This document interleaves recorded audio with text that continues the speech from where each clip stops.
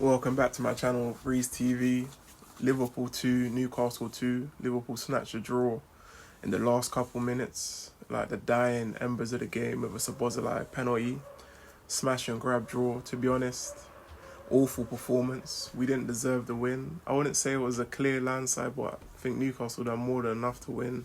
They wanted it more. They were winning the second battles. The first duels, the second duels, they were more physical than us. They had a better game plan. They were just quite direct, to be honest. It's just kind of long balls in behind, and they were targeting Kirkes with Alanga because of his pace, and then also they were targeting Jacke with their striker as well, because obviously he's new, he's young, inexperienced, he's not fit, he's not as seasoned as Van Dijk. But yeah, very average, disappointing performance. I'll be honest, I underestimated Newcastle. Yes, we should have got the 3 points, but I definitely overlooked Newcastle. And I think when Liverpool came on, I overlooked Newcastle because we conceded within 5 minutes a silly goal in the transition where Gravenberch has got the ball and he's roaming and he looks like he's lining up for the shot because he's just running into space. Their players are backing off, but then instead of shooting last minute, he decides to pass and his head's down. It doesn't really make sense, and even though, don't get me wrong, Szoboszlai and Gravenberch, they don't look like natural sixers because they don't complement each other well. None of them are destroying, none of them are sitting, none of them are crunching, none of them are marshalling, kind of protecting the back four. Gravenberch worries me when it comes to being an 8 as well, because a natural 8 they would have shot, they wouldn't have tried to pass.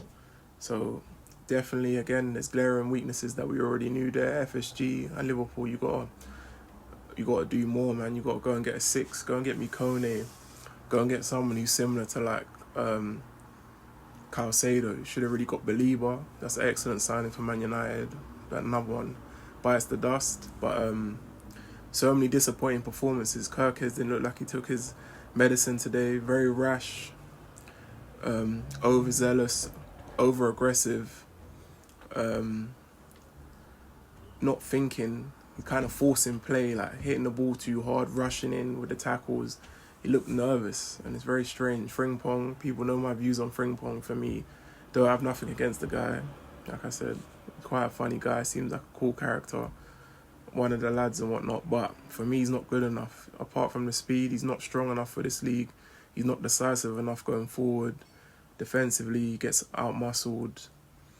He just looks too small. He looks out of position. He looks lost majority of the time for me, unless you're playing a formation that benefits him, which is as a wing-back. Yeah, Wirtz and Isak weren't good enough either. Too much like ghosts, not enough impact. And for me, they're both on fraud watch.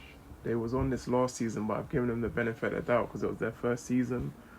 But the amount of money we paid for both of them, they're meant to be marquee signings, top world-class players. It looked like they occasionally got the better of Isak again. Wasn't involved in the game enough, too timid, making the wrong decisions, taking the wrong touches, just not having enough impact, not sharp enough, not clinical enough. Wirtz as well lacked that cutting edge, also the end product, popping up in the right positions and spaces and stuff, but not doing enough. For me, that combo didn't work today. At the back, obviously Alanga was targeting Kirkes and he was targeting Jacke, because Jacke is inexperienced. He's not fully fit and he's young. Virgil's the senior, experienced centre-back. So their striker was kind of teeing off on Jacke. He looked very good on the ball, I must admit. Very accomplished going forward. A little shaky defensively. I suppose that's to be expected. It's going to take a bit of time for him to get up to speed and get into rhythm. But I would have definitely went over Arojo because he's more aggressive, more experienced, more accomplished across the board. Even though Jacke may have a higher ceiling, he's more ready now, and Van Dijk won't have to babysit so much if he had him.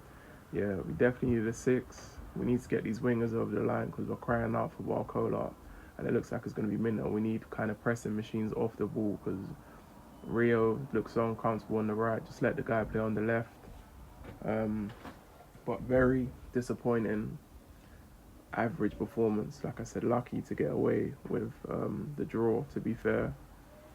Lucky, but we have to do more. And if we don't improve in the transition and defensively, we're not able to kind of be better defensively, protect the defence with a natural six.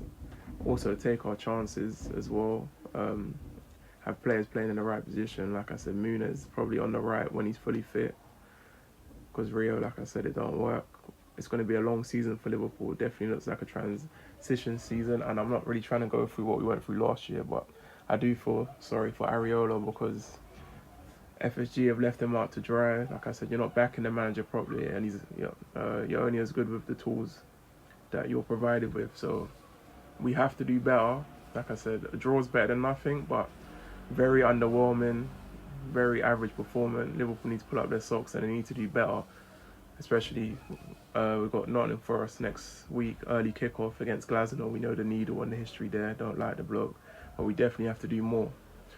Make sure you like, comment, share, and subscribe. I'm out, people.